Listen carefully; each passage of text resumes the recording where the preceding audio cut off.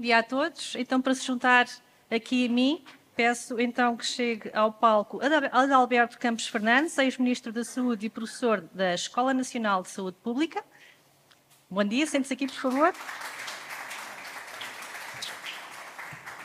Lara Patrício Tavares, professora no ISCSP. Bom dia, aqui, por favor. E Maria João Moreira, professora coordenadora do Instituto Politécnico de Castelo Branco.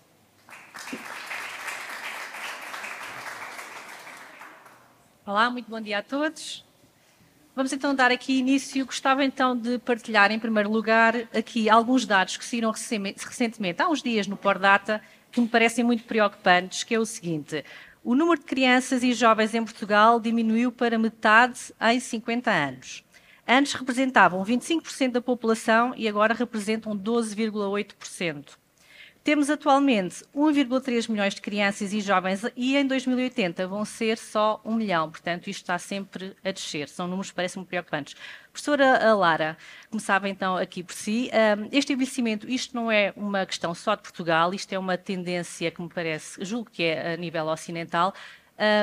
Que grandes impactos é que isto traz para a sociedade? Bom dia e começo por agradecer o convite. Como já foi dito, é essencial debater, e como também foi dito, de forma séria e com consequências estes temas. E aproveitando o que disse Tim Marshall, o envelhecimento é uma tendência que é irreversível e, portanto, tal como as migrações, usando o que ele disse em relação às migrações, o envelhecimento é irreversível e, nessa medida, não pode ser combatido, não pode ser travado e, portanto, tal como as migrações e muitas das tendências demográficas, nós temos que nos adaptar. Foi uma das últimas mensagens que ele passou. Nós temos que nos adaptar. E, portanto, e o que nos deve preocupar, nós devemos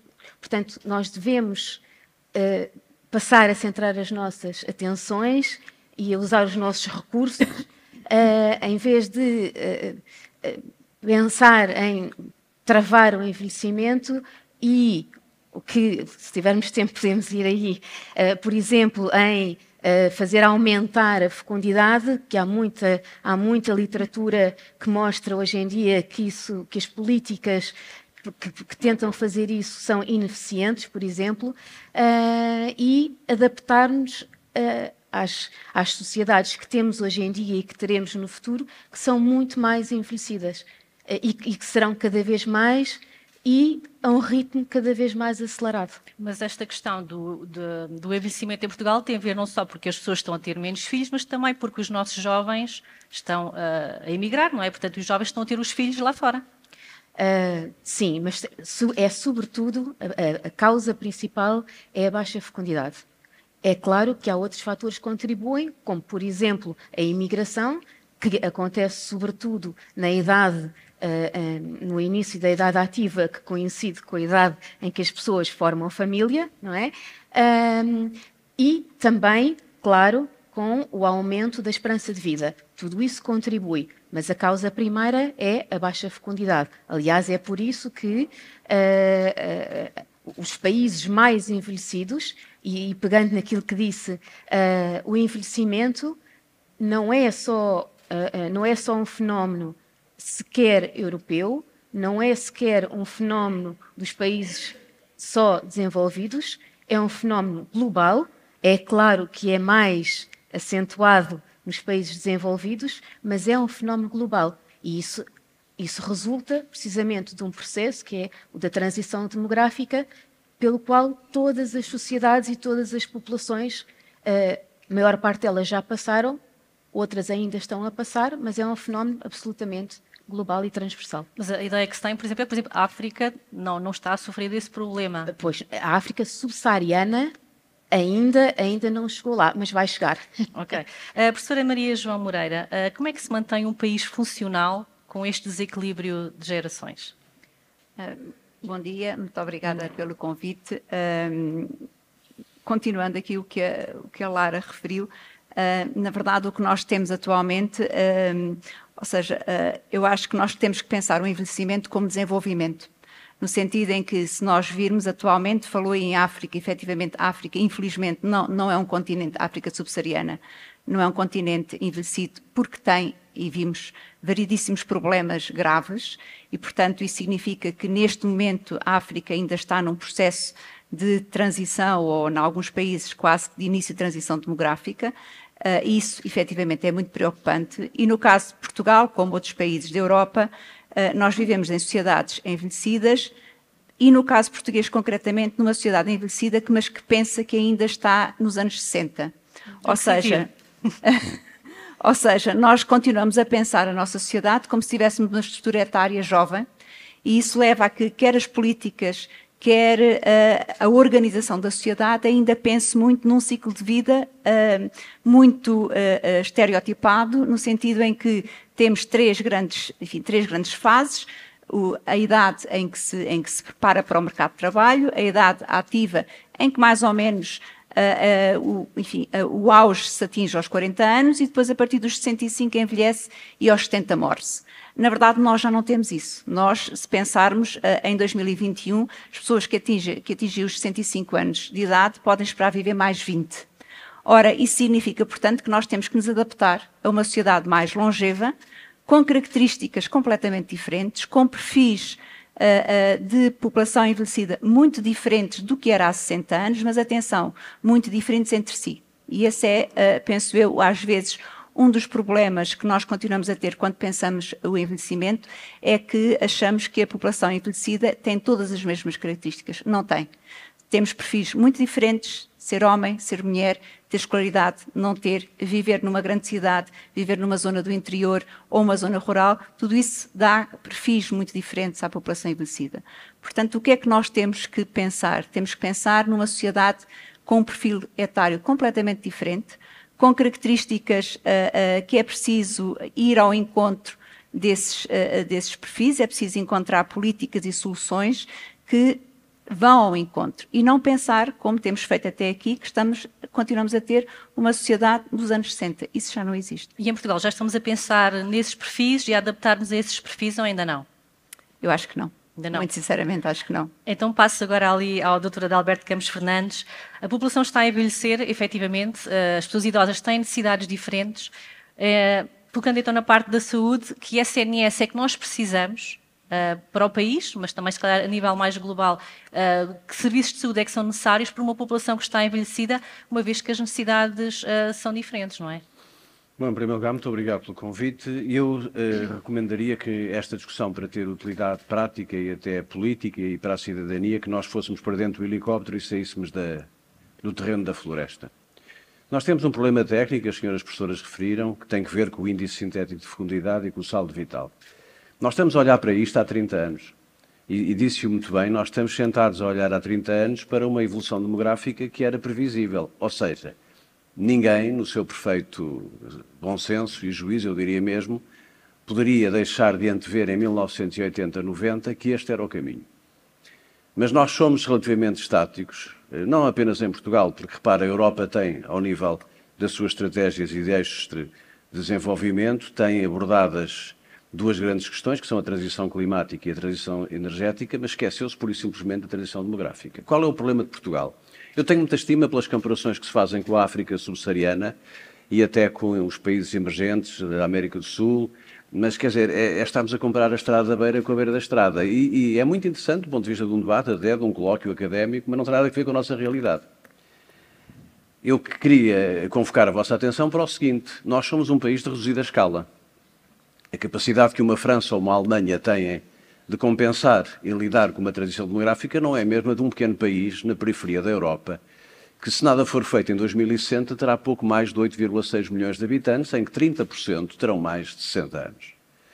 E eu pergunto, agora que estamos a discutir as pensões e os aumentos e o complemento solidário para idosos e essas coisas todas que estão a animar muito o debate político, qual é a viabilidade económica, estratégica, qual é o sentido de defesa do país, que nós temos quando em 2060 tivermos uma população que praticamente, a sua grande maioria é dependente, crianças, jovens, adolescentes e idosos, não ativos, e onde com o atual modelo de pensões e de proteção social nós não geraremos meios para que o país seja viável. Eu digo muitas vezes que o descanso que eu tinha, eu que sou desde miúdo um federalista e, portanto, defendo uma União Federal da Europa, os Estados Unidos da Europa, nós podíamos ser uma região, mantendo a soberania, mas mantendo, de facto, aumentando a nossa capacidade de eludir o risco.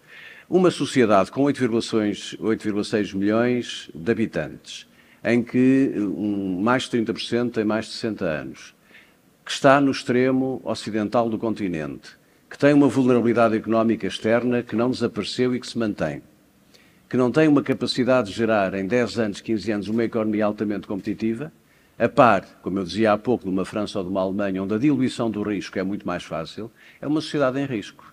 Portanto, podemos dizer todos aos nossos filhos, tenham mais filhos vocês, multipliquem as gerações. Impossível. Qual é para o curto prazo, para concluir com uma proposta ou duas que sejam construtivas e positivas antes de ir ao SNS? Bom, nós temos que rapidamente trabalhar a modificação da composição social e demográfica. A imigração é bem-vinda. É a solução que nós temos para o curto prazo, mas que terá que ser uma imigração que constrói o país. E que vem para o país construir valor, desenvolvimento, riqueza, emprego, etc.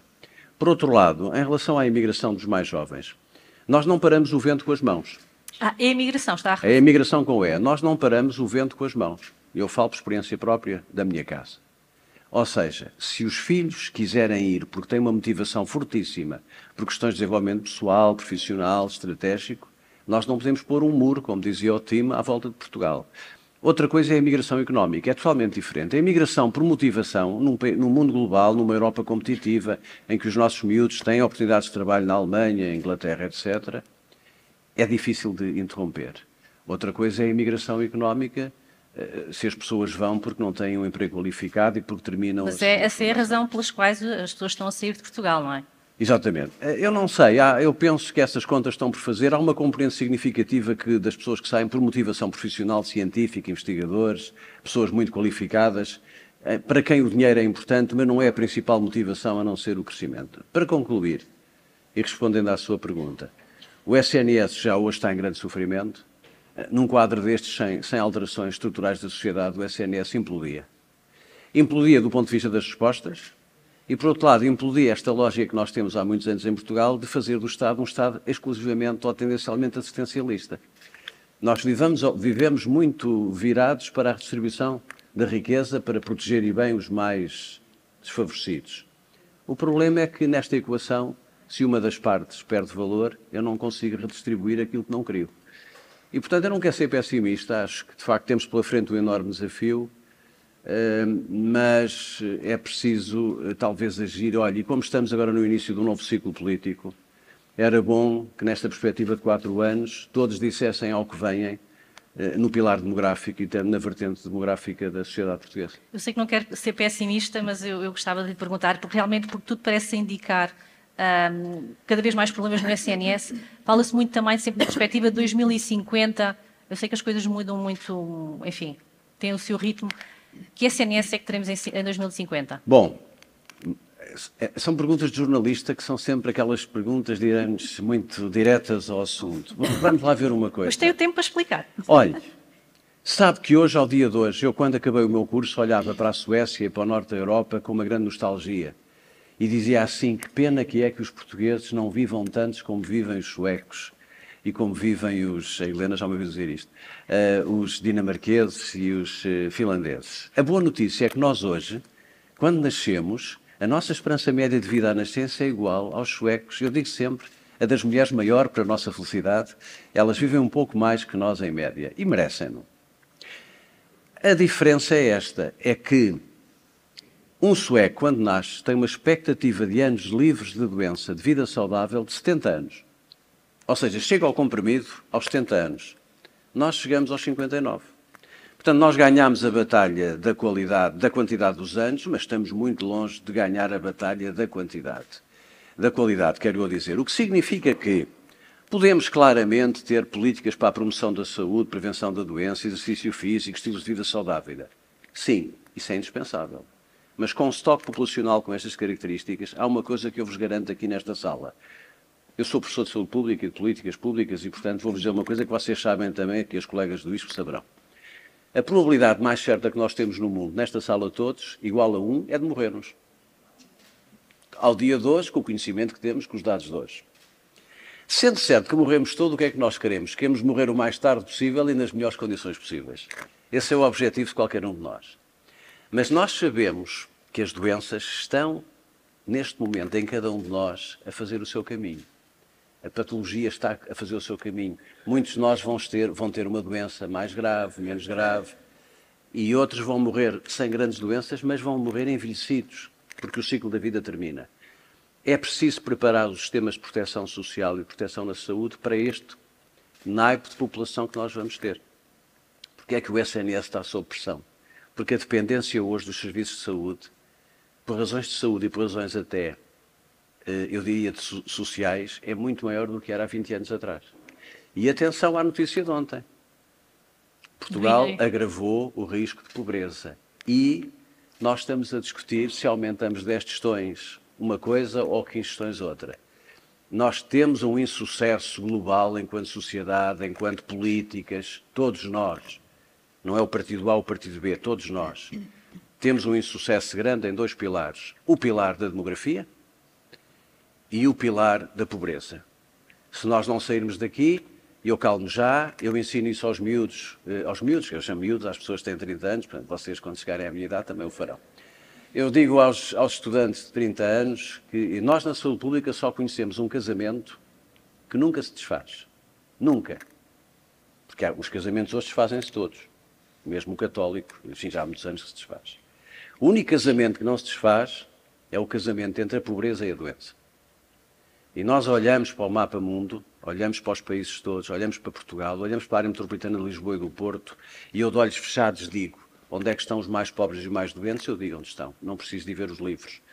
Digo de cor, e portanto, o combate à pobreza é um combate essencial para nós melhorarmos a dependência dos serviços de saúde e dos serviços de proteção social, e nós estamos a falhar no combate à pobreza, nós não estamos a criar condições de autonomia dos mais velhos, dos mais pobres, e temos nos novos pobres. Os novos pobres são uma ameaça terrível, porque eu começo a falar disto em entusiasmo, quer dizer, o problema da demografia da interna e do nascimento é muito diferente. Hoje em dia, as 2 maiores maternidades públicas em Portugal, em Lisboa, o número de nascimentos de filhos de não nacionais suplanta o número de filhos de nacionais.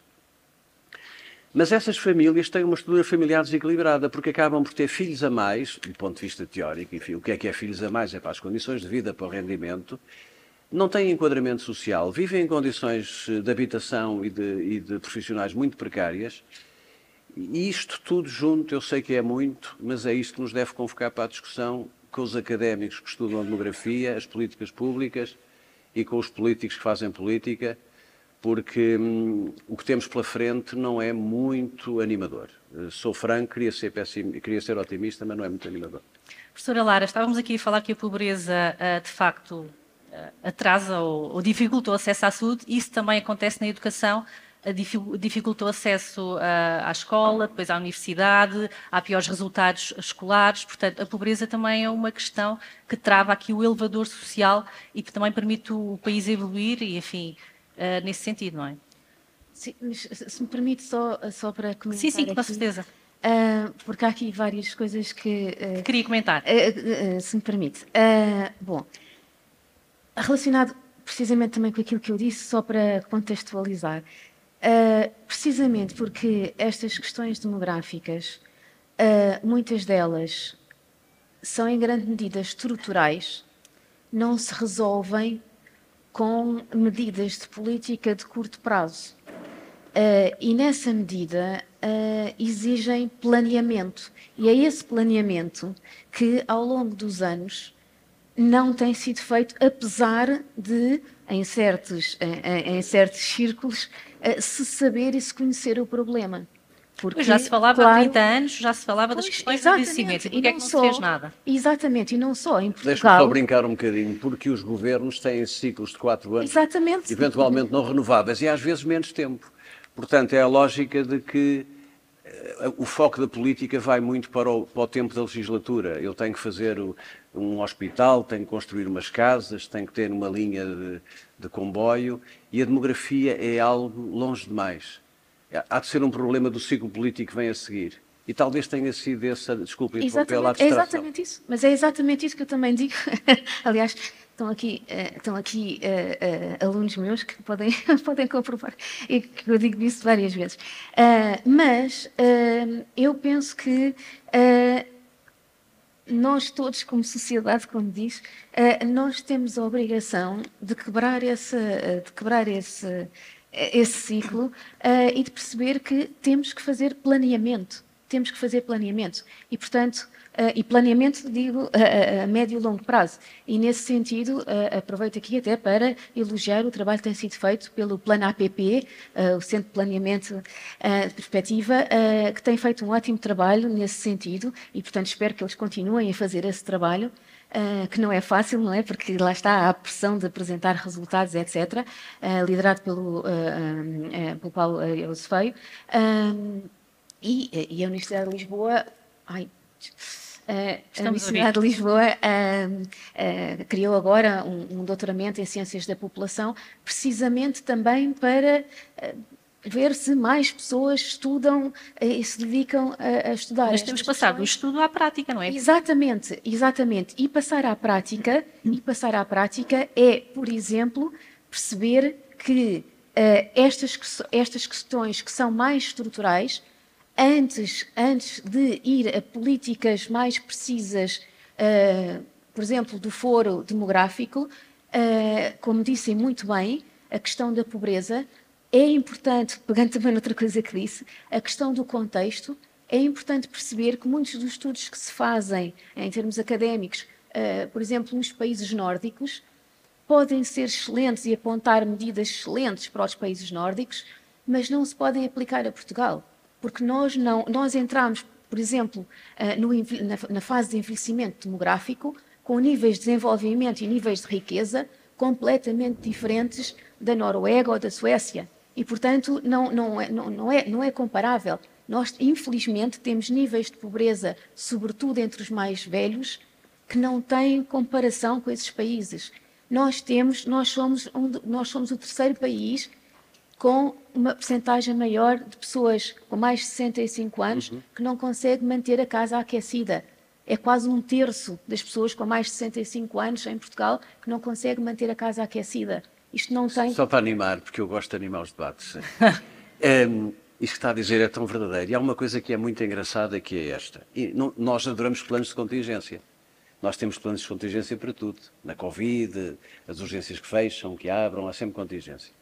Nós não temos um plano de contingência para um risco, que é um risco de médio prazo. Hoje em dia, 10% da população portuguesa é não nacional. Nós temos praticamente 1 milhão de pessoas, de imigrantes, sendo que a comunidade maior, como sabemos, é a comunidade brasileira. O exercício que eu faço para o plano de contingência é este. Imaginem que nós daqui por 2, 3, 4 anos temos uma crise económica e financeira internacional gravíssima, e que Portugal, pela sua vulnerabilidade económica, fica novamente exposto. E que esta imigração sai e procura vida noutros destinos. Nós hoje temos 2 tipos de imigrantes. Temos, talvez, 10% dessa imigração digamos, high income, quer dizer, são pessoas de elevado rendimento, que tão depressa estão aqui como estão em Itália ou em França, e que são muito sensíveis ao contexto e ao enquadramento fiscal e aos benefícios que têm, e isso é outra conversa, levar-nos para outro debate. E depois temos aquelas pessoas que vêm trabalhar. Infelizmente começamos a ter... Que é a maior parte. Começamos a ter um fragmento de maus visitantes e de pessoas que vêm fazer crime. Isso é um problema que está na agenda. Mas a esmagadora maioria vem trabalhar. E trabalham onde? Portugal, em alguma medida, é uma espécie de resort da Europa. Transformou-se nisso. Na área do turismo, então. Tem muito turismo, tem o turismo de qualidade e, portanto, muitas destas pessoas estão a trabalhar na hotelaria e no turismo. Se houver uma crise séria e deste 1 milhão, 600 mil se forem embora, a idade média dos portugueses cai a pique. A natalidade cai a pique. E o agravamento potencial disso que estava a referir também se faz sentir. temos um plano de contingência para isto, é que nós não estamos no centro da Europa. Nós não somos a República Checa, nem somos a Letónia, nem a Estónia. Nós estamos aqui, como eu costumo dizer, estamos na porta de entrada, mas também na porta de saída. E, portanto, é um bocadinho esse risco para o plano de contingência que devíamos ter. Professora Maria João, falamos aqui já, tocámos aqui um bocadinho os pontos da imigração, portanto, com I. Eles elevam-nos a taxa de natalidade, mas não são só esses benefícios que também trazem, não é? Porque é que precisamos mesmo de imigração para resolver este problema? Precisamos. E que outras soluções além da imigração? Vamos lá ver, eu acho que há aqui, enfim, já foram lançados um conjunto de pontos-chave, parece-me, nesta discussão. Não há, enfim, em termos demográficos, nós não podemos ter uma só direção. Ou seja, temos que continuar a apostar na natalidade, com políticas muito diferentes, provavelmente, daquelas que temos tido, e, sobretudo, políticas a médio e a longo prazo, não é? Um adulto não se faz em 3 anos ou em 4 anos em ciclos eleitorais, faz-se a 20, 30 anos, e, portanto, nós já devíamos ter começado muito antes, isso já foi dito, só uma nota. Em 1971 já havia 4 concelhos no país que já estavam envelhecidos, tinham mais população idosa do que população jovem. Portanto, desde os anos 70 que nós sabemos que, efetivamente, este é um processo que, felizmente, chegou até aqui. Portanto, não podemos apostar só na imigração, porque, efetivamente, nós não somos do centro da Europa, muitos que vêm também se vão embora. E, portanto, eu acho que no que é que nos falta? Falta-nos uma estratégia demográfica, efetivamente, que tenha em conta a natalidade, que tenha em conta as questões, obviamente, ligadas ao apoio à família, aos casais jovens. E reparem, não parece todo, se nós olharmos para o último inquérito à fecundidade, verificamos que, por exemplo, quando perguntamos às pessoas quantos filhos querem ter, ao contrário do anterior, já há um número razoável de casais que diz que não quer ter filhos. E, portanto, esta é uma tendência que, efetivamente, nós temos que ter em conta. Então, o que é que nós devemos apostar? Devemos apostar naquelas famílias que querem ter filhos, querem ter mais do que um filho. Portanto, não podemos ter políticas de natalidade que sejam iguais, têm que ser equitativas no sentido de que vamos ver quem é que, efetivamente, quer ter filhos e quer ter mais filhos. E o que é preciso? É preciso trabalho, é preciso horários, não é? Nós em Portugal temos muita mania que uma pessoa produtiva é aquela que a partir das 6 da tarde começa a trabalhar, faz reuniões até às 8 da noite, até às 9 da noite. Isto não é compatível com coisa nenhuma. E, por outro lado, temos que combater um flagelo que é efetivamente a pobreza. Reparem que nós temos pobres, muitos dos nossos trabalhadores são pobres, o que significa que o trabalho em si mesmo já não é só um fator de mobilidade social ou de garantia em termos de vivência e do cotidiano. Portanto, as pessoas não emigrarão se tiverem salários dignos, as pessoas eventualmente terão outro tipo de oportunidades em termos de... uma coisa muito... que continuamos a não falar muito, embora nós estejamos muito melhor do que estávamos há uns anos, que é a questão da escolaridade. Mas nós, apesar de tudo, continuamos a ter uma população ativa que tem baixos níveis de escolaridade. E isso é um fator também de risco em termos da pobreza, porque efetivamente são pessoas que eventualmente têm menos oportunidades de mercado de trabalho e em risco da própria saúde, porque há efetivamente aqui também, sabemos que há uma interligação entre escolaridade e melhor percepção da saúde. Quando nós olhamos Portugal, quando nós perguntamos aos portugueses qual é que é a sua percepção da saúde, enfim, há um número muito significativo, somos dos piores países da Europa, a dizer que temos uma má percepção da saúde. Aliás, no nosso dia-a-dia, então está tudo bem. Mais ou menos. Nós nunca estamos bem, não é? Temos sempre qualquer coisa, ou eventualmente pensamos, o melhor mesmo é não tentar a sorte e dizer que estamos bem. Portanto, a nossa percepção da saúde tem muito a ver exatamente com condições de vida, com escolaridade e com o facto de termos uma população também, e estes níveis de percepção da saúde negativos, se olharmos para as pessoas mais velhas, sobretudo a partir dos 80 anos, pioram. Não esquecer, como disse, que nós temos à volta de, enfim, no caso das mulheres, quase 14 anos depois dos 65, em que vivemos com algum grau de dependência. Sendo certo que, no caso das pessoas com 80 anos, são as mulheres que têm piores rendimentos, portanto, que têm piores níveis de saúde e que têm ainda uma baixa escolaridade. E esta população é necessário nós percebermos quem são, onde estão e quais as suas características. Teremos novos idosos mais escolarizados? Seguramente que sim, mas cuidado, não serão todos. Porque se nós olharmos para as pessoas que têm hoje 50, 60 anos, fazemos o mesmo exercício, não é preciso um exercício de perspectiva muito elaborado. Quem são as pessoas hoje que têm 50 ou 60 anos? Que características têm? E percebemos que, eventualmente, daqui a 20 anos ainda estaremos a discutir, infelizmente, algumas destas questões. Deixe-me só... Diga. Eu não quero estragar o programa, mas deixe-me só dizer aqui uma coisa que é bastante importante que nós, sociedade civil, tenhamos em consciência. Nós perdemos o ciclo, aquele ciclo importante que é da coesão social, que é os netos irem ao domingo jantar à casa dos avós. Hoje em dia, os avós estão, erradamente, do meu ponto de vista, uma percepção na sociedade que a pessoa deve ir para uma unidade de cuidados continuados integrados, ou para um lar, ou para uma rede, e que isso é um benefício para a família. E, portanto, nós criamos uma espécie de isolamento forçado, mesmo para os não dependentes, que transforma a sociedade num segmento. A proximidade da habitação perdeu-se, ou seja, os avós ainda viviam alguns num bairro antigo de Lisboa, mas, entretanto, a casa foi vendida ou perderam a casa. A segunda geração já foi para a primeira periferia e a terceira geração ou vai para a segunda periferia ou vai para o estrangeiro. Então, nós temos um deslaçamento social e uma certa desensibilização daquilo que é o valor do círculo da família. Da família no sentido alargado do termo, não estou a falar da família clássica, tradicional, estou a falar de irmos a casa almoçar com os avós e estar com eles ou passar algum tempo. Este aspecto é muito importante, aliado à pobreza e à diferenciação, porque quando nós olhamos para os suecos e os nórdicos têm indicadores de saúde fantásticos. Porquê? Porque são suecos? Não, porque investiram há 40 anos atrás em educação, em instrução e em literacia, senhora professora. E, portanto, eles são capazes, não são tratados de uma forma paternalista pelos serviços de saúde. Eles são agentes da sua própria vida e, portanto, fazem exercício físico, com alguma idade vão para o lago pescar, etc. Passa então também por muito, não é só por... Eu sei que estou no grupo e vou ser simpático para si e para a Helena, e estou no grupo. Uma pessoa com mais de 65 anos, em média, quantas horas vê televisão e qual o canal que vê mais? 11 horas por dia. 11 horas por dia de televisão. E o canal que vê mais é o canal do grupo. Eu não posso dizer o nome por questões, enfim, de concorrência. Ora, isto significa que o isolamento está instalado, a dependência. A cidade de Lisboa tem milhares de pessoas que vivem em semi-isolamento ou abandonadas. Se vamos para o interior, as coisas pioram. E não há sistema de saúde nem sistema de proteção social que faça isto. E, senhoras professoras, minhas caras amigas, vocês sabem tão bem como eu, Portugal é hoje o 5º país mais envelhecido da União.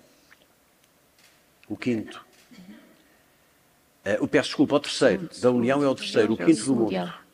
Eu julgo que é o segundo, primeiro é a Itália. Temos a Grécia e a Itália. Atualmente é a Itália. Já a Itália, já somos o segundo. Somos o segundo. Na União, portanto, nos países da União Europeia. E penso que no mundo estaremos em 5º, 6º lugar. O primeiro é o Japão, porque eu digo sempre, no Japão as pessoas não morrem. Portanto, temos que excluir o Japão porque eles são eternos. Então não devíamos seguir os seus exemplos? Agora, como é que um país que é a 40ª economia do mundo, 40º PIB, com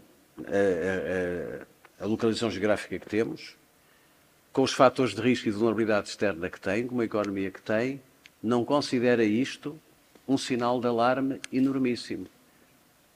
Um sinal de alarme enormíssimo. Viu-se na pandemia, nós fomos dos piores em mortalidade, nós fomos num dos piores em excesso de mortalidade, e isso tem que ver com a característica social da nossa sociedade. Professora Lara, precisamos então aqui de mudar, ter umas redes de apoio para apoiarmos esta população que está a envelhecer? Como eu disse, eu considero que este devia ser, de facto, uma prioridade e, como eu comecei por dizer, muito mais que nos preocuparmos em combater o envelhecimento, porque, lá está, é tentar parar o vento com as mãos e não leva a lado nenhum. É criar infraestruturas. É adaptarmos e muito mais ainda que já nos devíamos estar a adaptar e, portanto, nós já devíamos era estar a correr atrás de... E porquê é que não passamos à prática? Essa é que é a questão. É como aos pois, tem muito a ver com aquilo que disse, mas eu acho que já chegámos a um ponto em que a situação é de tal maneira gravosa, como aliás foi visto durante a pandemia, porque eu acho, isto agora vou usar a minha, não é académica, é pessoal, a minha opinião pessoal, aquilo que se passou durante a pandemia, eu acho que põe aquilo que se passa com as pessoas, ou pelo menos uma parte das pessoas mais velhas e, como sempre, as mais desfavorecidas, quase no plano dos direitos humanos, já nem se põe em questão da discriminação, põe-se no plano dos direitos humanos, que lá está, acho que já soaram todos os alarmes que deviam ter soado.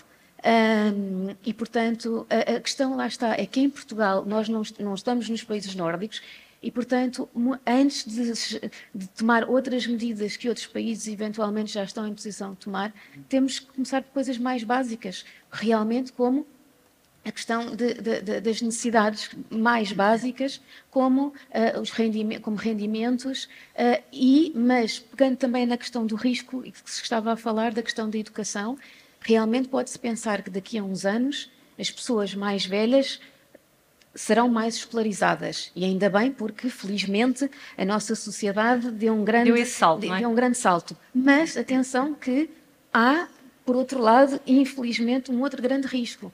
É que, como toda a gente sabe, os mais jovens, por outro lado, estão a enfrentar um outro problema, que é, e voltamos à questão dos salários baixos, por outros motivos, não é por uma questão de falta de educação, porque felizmente os níveis de educação têm aumentado, mas por uma questão de terem trabalho, como se costuma dizer, trabalhos de menor qualidade. Precário. E por isso mesmo, precário e não só, formas de trabalho atípicas, etc., que faz com que não tenham, não descontem, como se costuma dizer, da mesma forma como nós estamos a descontar e, portanto, não vão ter reformas como... Bem, para além do facto de nós provavelmente... Mas isso é outra discussão. Mas eles nem sequer estão nesse sistema. E, portanto, se olharmos mesmo umas décadas para a frente, estão a ver... pensar em termos dos mais velhos daqui a 30 ou 40 anos, que serão esses jovens, eles nem sequer estão nesse sistema, porque não têm sequer uma forma de trabalho que lhes assegure isso. Portanto, isto ainda vai piorar. Se não pensarmos nas coisas com o tempo. Mas a questão é que nós pensamos há 30 anos para o dia de hoje, pensamos ao dia de hoje para daqui a 30 anos e não saímos das conversas. Lá está, pensar por isso é que eu comecei por dizer pensar com consequências. Fazemos muitos estudos. Pensar com consequências. Exatamente. Professora Maria João, para não estar só aqui a focar na parte negativa, e de facto daqui a 30 anos, não é? As pessoas, a maior parte de nós, estaremos se calhar nessa condição. O que lhe perguntava é que oportunidades também há para a população envelhecida, ou seja, não é condená-las a ficarem sentadas a ver determinados canais de televisão, não é? Que oportunidades é que há para nós integrarmos estas pessoas? Bom, eu acho que há um ponto assente e isso depende de cada um de nós, ou seja, o envelhecimento também tem a componente individual, obviamente, e, portanto, todos nós temos que pensar como é que queremos envelhecer. Essa penso eu, que é uma questão base. Depois, nós podemos ver o envelhecimento dentro de uma lógica mais positiva, nomeadamente das oportunidades em termos económicos. Hoje fala-se muito, como sabem, da economia da longevidade, em termos daquilo que são a procura, do trabalho que pode gerar, em termos quer das próprias pessoas. Eu falava há bocadinho de um ciclo de vida que tem sido tradicional. Nós temos que tornar esse ciclo de vida muito mais permeável. Ou seja, provavelmente vamos ter que nos reformar mais tarde e teremos que encará-lo de uma forma menos fechada, como tem sido até agora. Ou seja, eu posso ter uma segunda vida ativa se assim o desejar. Essa é que é a grande questão. Ou seja, depois há aqui o outro problema ou a outra questão mais economicista, que é obrigatoriamente eu tenho que me reformar aos tantos anos, mas provavelmente sim, vamos ter mais 2 ou 3 anos, embora eu não seja especialista nesta área, mas parece-me que é claro, face, enfim, aos números que temos em termos populacionais, mas nós próprios e a própria sociedade tem que ser mais flexível, por exemplo, em termos de períodos de trabalho, mas períodos de formação, não é? Estando nós numa sociedade em constante evolução, e nomeadamente em termos tecnológicos, os passos de podermos ter períodos de formação, enfim, formação ao longo da vida, efetivamente usada, pode ser um importante fator para nós vermos ou termos uma outra possibilidade de trabalho que pode ser interessante e importante em termos desta economia da longevidade. Isso implica trabalhar, por exemplo, até aos 70, até quando a pessoa quiser. Em teletrabalho, por exemplo. Eu acho que há aqui uma questão fundamental. A Lara falava da questão dos direitos humanos. Eu acho que há aqui 2 pontos fundamentais. Obviamente tem que haver uma idade da reforma, provavelmente, mas tem que depois haver a possibilidade das pessoas poderem efetivamente trabalhar. Eu posso querer trabalhar até aos 70 ou até aos 75. Posso ter um tipo de profissão que goste de o fazer. Não é? Haverá outras profissões de desgaste rápido, provavelmente será muito mais complicado. Mas porquê é que, por exemplo, se eu quiser, não posso trabalhar até aos 74, 75? Em teletrabalho, em outro tipo de trabalho, em consultadoria, não é? Penso que, em termos gerais, não utilizamos um capital social, que é o da experiência das pessoas mais velhas, que podem, em diferentes áreas, ter um papel fundamental, por exemplo, em consultadoria. E isso não é suficientemente aproveitado. Ou seja, nós ainda não temos empresas e o próprio Estado, por exemplo, enfim, nas instituições de ensino superior, vai-se tentando, mas a partir dos 70, sobretudo, as pessoas, de algum modo, são postas de lado. Numa profissão como a nossa, provavelmente, aos 70 anos, teremos outras capacidades, outras competências, que, se calhar, não queremos utilizar a dar aulas, enfim, um número significativo de horas, mas podemos utilizar em investigação, em assessoria, em acompanhamento. E quem diz no ensino superior, dizem outras profissões. Há um capital de experiência acumulado por parte das pessoas mais velhas que é desperdiçado. E isso, em termos de sociedade, é grave. Exato. Doutor Adalberto, mas isto como... Já sei que quer intervir, mas isto, como estava a referir há bocado, é algo que é mais cultural, mais lá do Norte, que está sempre a ir buscar, mas cá precisamos também, de certa forma, parece que temos que transformar a sociedade toda para conseguirmos fazer estas transformações. Esta sala, eu estive a olhar, 80% das pessoas não tinha nascido quando foi o 25 de Abril. E estou a ser simpático, porque eu acho que até são 90%. O que significa que, desde o 25 de Abril, que agora faz 50 anos, em 24, houve uma renovação geracional do país brutal. Morreram 5 milhões de pessoas e nasceram 4 milhões de pessoas. Ou seja, a renovação social, demográfica e cultural do país é totalmente diferente. Mas nós ainda hoje temos um problema que é chamada fidelização excessivamente conservadora às ideias e aos ideais que aprendemos quando éramos jovens. E temos uma enorme dificuldade em nos adaptar às novas realidades. Se eu perguntar a alguns destes estudantes que aqui estão qual é a ideia que eles têm de 74, 75, 76, mesmo histórica, porque leram os livros na escola, é uma ideia distante. Podem ter interesse até cultural em conhecer isso, mas eles estão sobretudo preocupados com o dia da manhã, com o futuro. E, portanto, o que era muito desejável que nós pudéssemos sair daqui com uma nota positiva. Falou que há muitos estudos. Os estudos são essenciais. O problema não é a essência dos estudos. O problema é a decisão baseada no impulso e não na evidência. Nós, na política, temos hoje muito em dia aquela história do Ambrósio. Apetecia mal, tomei a liberdade de pensar em si e criei um programa. Um programa para qualquer coisa. Nós temos programas até muito bons, quase todos eles são assessorados e baseados pela comunidade académica e científica, só que servem, a capa é vista, mas raramente é seguido o seu conteúdo. Portanto, nós temos de ter uma sociedade baseada na evidência, com uma grande cultura académica e científica, em que a decisão política não é lembrei-me agora disto, vou fazer. Nós não temos que, de facto, pagando impostos tão elevados, não temos de estar sujeitos a isto. O país, no fundo, é uma grande organização que tem gestão que nós pomos lá por nossa escolha. E, portanto, nós temos o direito de ter em cada momento os melhores a cuidar do nosso destino, porque senão podem-se enganar e fazer asneiras. Portanto, olhar para o futuro, pegando nestes jovens, evitando que eles vão embora, mas dando barato que grande parte deles vão. Eu não consigo segurar as minhas filhas. E já disse à minha mulher, daqui por uns anos, aos 80 anos, quando a gente se reformar, vamos ter com elas. Há muito miúdo e muita miúda de 30 anos, altamente qualificados, alunos que passam por nós, que nós vamos vendo, e a gente pressente que o apelo a trabalhar num mercado interno, nós não podemos querer a Europa para o benefício dos fundos e depois achar que a Europa é um mercado fechado, em que se houver uma empresa na Alemanha que nos desafia, que as pessoas não vão. Nós temos que olhar para o que temos cá.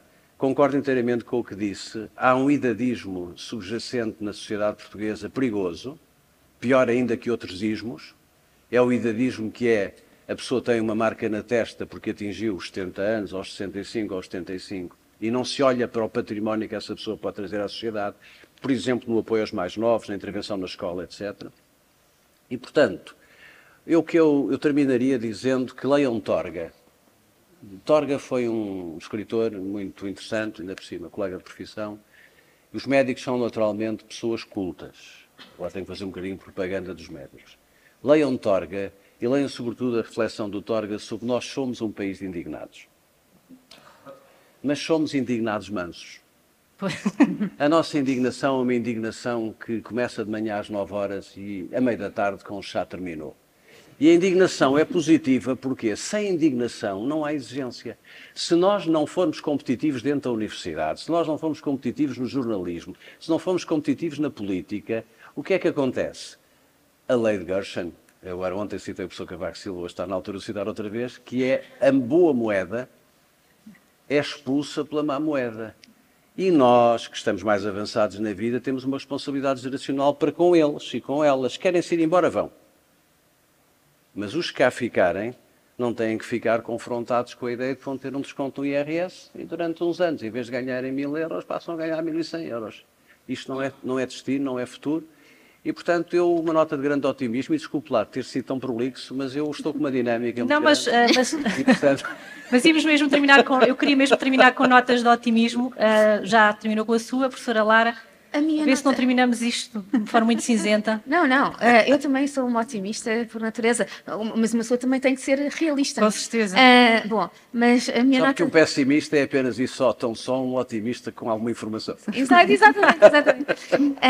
Não, portanto, a minha nota de otimismo é que, um bocadinho à semelhança do que disse o Tim Marshall, nós, na verdade, podemos pensar que a própria automação é endógena, ou seja, resulta do nosso próprio engenho.